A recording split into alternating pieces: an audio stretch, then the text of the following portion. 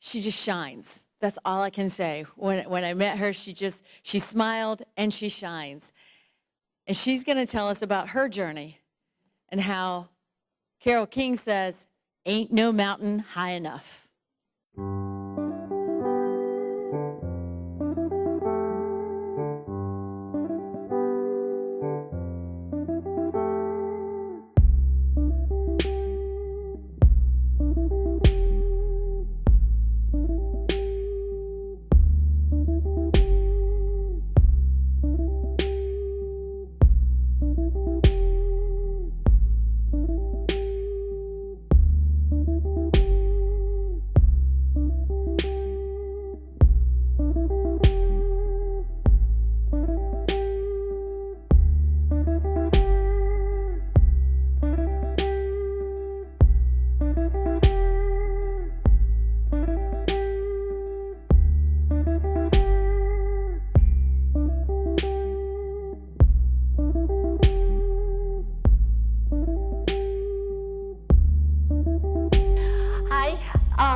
You're not quite sure if you heard a little bit of the introduction, but I am a hiker.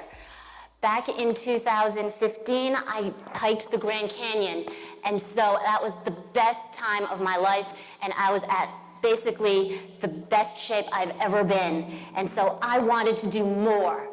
And in 2016, that would be my 50th birthday, I would go off to Machu Picchu, but I had to have, of course, my normal mammogram, and I had to get my physical done. And on March 3rd, I found out I had cancer.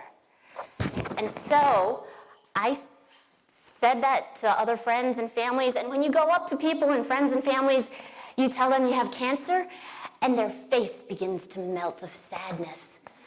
And I couldn't handle that. I did not want that. I ended up telling them, it's okay. I'm in my early stages. I'm going to do a double mastectomy. I'm going to have chemo. I'm also going to be doing plastic surgery because when all said and done, I am going to be perky for the rest of my life.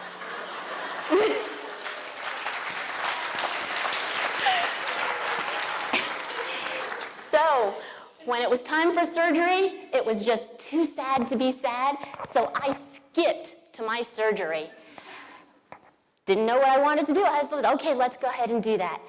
And then when I woke up during recovery, I was apparently talking to the surgical nurse. And I said, I wish I had a little bear to hug. And I woke up with a cute little white bear. So I was so excited. Why? It's just too sad to be sad. And so 2 weeks after surgery, I wanted to continue with my life. I went to my daughter's graduation at High Point University. And then a week later, I wanted to go visit my parents in Rhode Island. And I visited my parents, and my parents were enjoying their grandchildren. And the one thing that was in common with me and my dad that year is that we were both battling cancer. So we laughed, we cried, we enjoyed each other. And not 24 hours after I came back from North Carolina, he passed away. But I enjoyed his life and celebrated. So now it was my turn to go through chemo. As you can see, there's my little bear, and there's Constance, the chemo bunny buddy that my husband gave me while I hugged it during my 3.5-hour treatment. And after that, I got to go on a date, a lunch date with my husband. So, too sad to be sad. And then also, Dr. Gudina, just before our treatments, he always asks, how are you doing? Is everything okay? How are you feeling? And I told him, well, my 3-mile walk usually takes me under an hour. Now, a 1-mile walk takes me an hour and a half.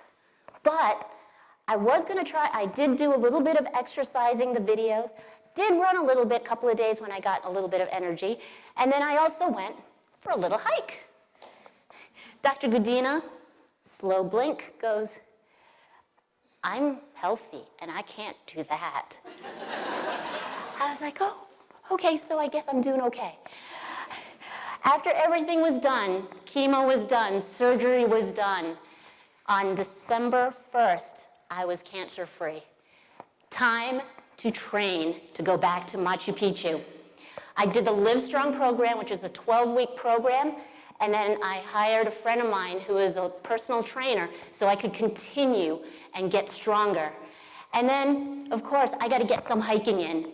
So we did Mount Mitchell. That's only 6,600 feet. I wanted to get higher.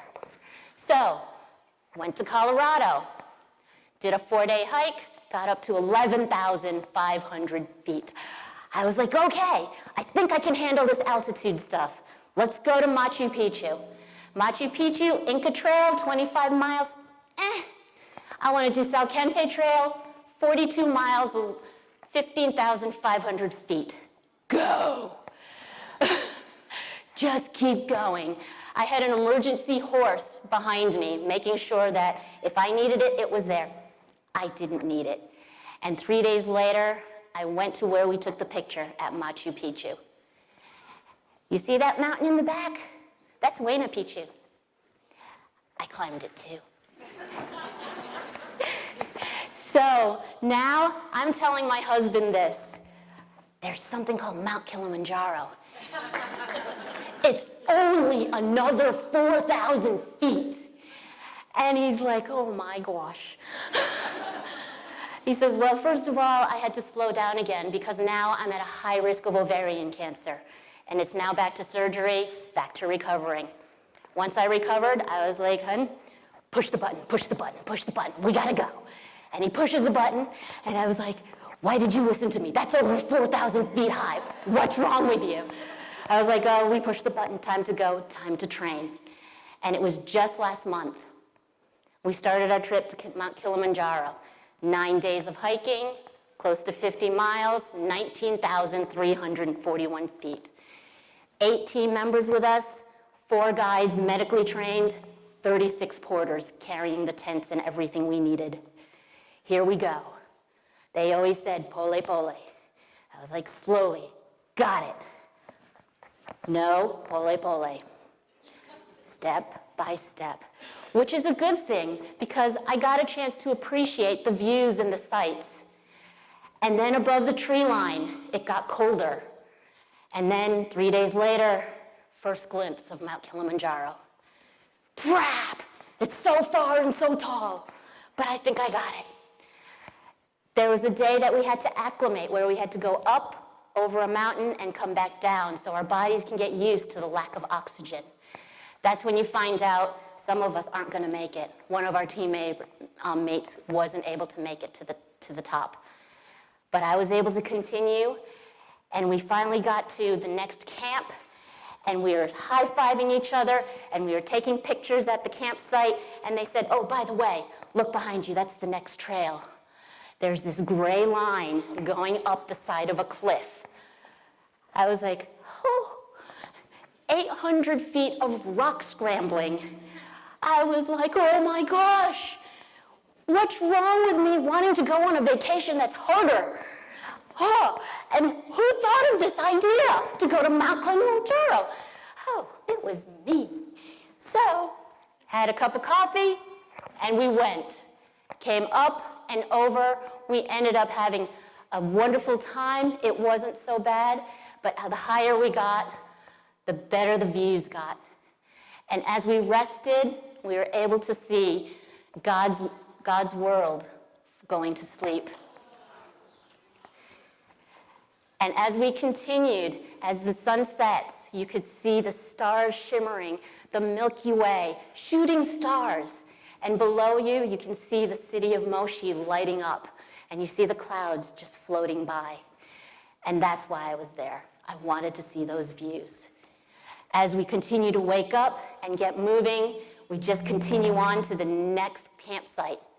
But now, summit day arrives. 4 o'clock in the morning. You eat, you have your medical check, and it's time to go.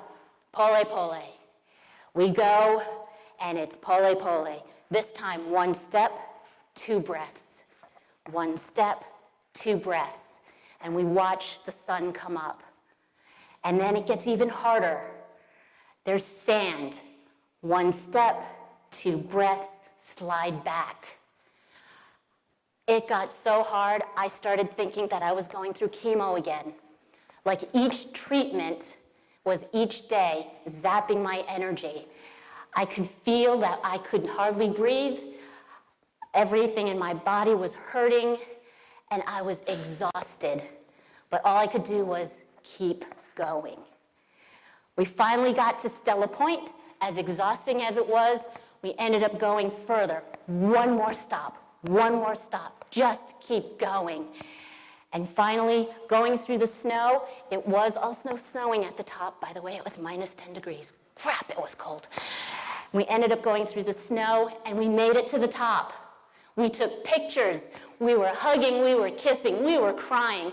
The porters and the guides were singing and dancing, and I started dancing too.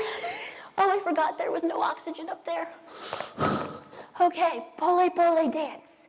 Not pole dancing. Slow dancing.